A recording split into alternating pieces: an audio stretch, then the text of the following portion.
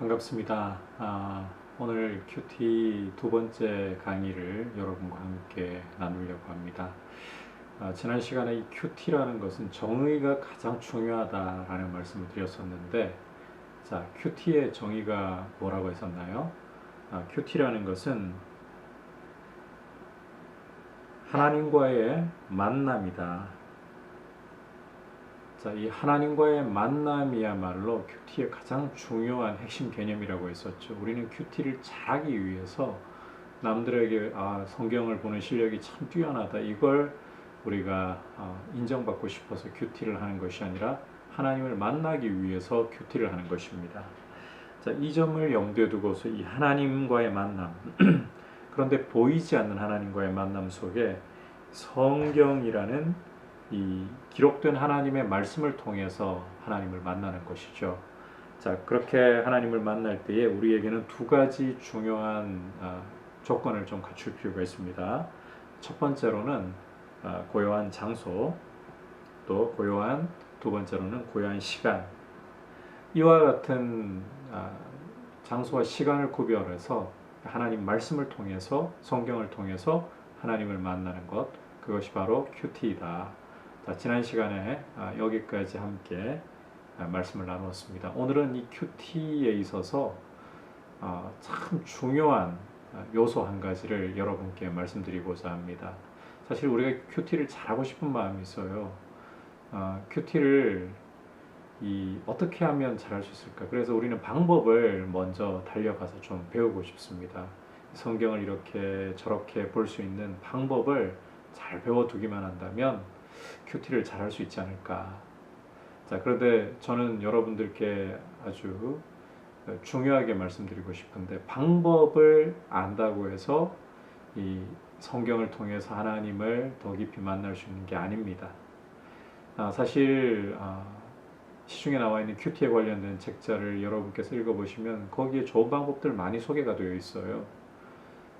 그러한 방법들을 안다고 해서 큐티를 잘할 수 있는 것이 아니라, 이 큐티를 정말 잘할 수 있는 방법, 정말 하나님을 인격적으로 만나는 이 변화된 삶을 살아갈 수 있도록 우리에게 이 제대로 도움을 줄 수 있는 큐티의 실제적인 비결은 어떤 방법론보다는 바로 이 두 글자입니다.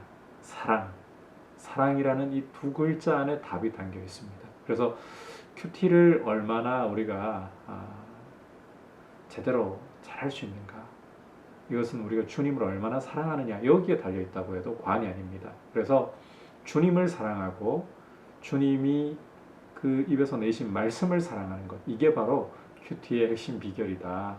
이 점을 좀 염두에 두셨으면 좋겠어요. 그래서 큐티에 있어서 가장 중요한 핵심, 큐티를 가장 잘할 수 있는 비결은 다른 것이 아니라 사랑이다. 자, 이 사실을 가장 잘 보여주는 말씀이 바로 시편 1편입니다. 시편 1편 1절 2절을 참고해 보면, 복 있는 사람, 즉 의인에 대해서 말씀을 하면서 복 있는 사람은 악인의 꾀를 따르지 않고 죄인의 길에 서지 않고 오만한 자의 자리에 앉지 않고, 그 다음에 아주 중요한 말씀을 하죠. 긍정적으로 오직 여호와의 율법을 즐거워하여 그 율법을 주야로 묵상하는도다. 자, 하나님의 말씀을 주야로 때를 가리지 않고 늘 묵상할 수 있는 사람이 참 복이 있다고 합니다. 자, 그렇다면 어떻게 이 하나님의 말씀을 주야로 때를 가리지 않고 생각하고 또 생각하고 읊조리고 또 읊조리는 이런 모습으로 나아갈 수 있느냐. 시편 1편 2절에서 그 비결이 들어있었죠. 오직 여호와의 율법을 즐거워하여. 자, 이게 굉장히 중요한 표현이에요. 하나님의 말씀을 즐거워한다. 바로 이 즐거워한다는 표현은 바꿔 말하자면 사랑한다는 거예요. 하나님의 말씀을 사랑하면 그 말씀을 자꾸 생각하게 됩니다. 막아도 생각할 수밖에 없어요. 그래서 큐티에 있어서 가장 중요한 방법이 무엇이냐? 앞서 말씀드린 것처럼 두 글자입니다. 사랑. 어떤 방법론보다 하나님을 사랑하고 예수 그리스도를 사랑하고 그 말씀을 사랑한다면 큐티는 반드시 성공할 수밖에 없습니다. 그래서 마지막으로 이 이야기로 오늘 강의를 마치려고 하는데요. 사랑함에 있어서 가장 중요한 한 가지 태도가 무엇이냐? 엉덩이를 무겁게. 자, 다른 말로 버티기.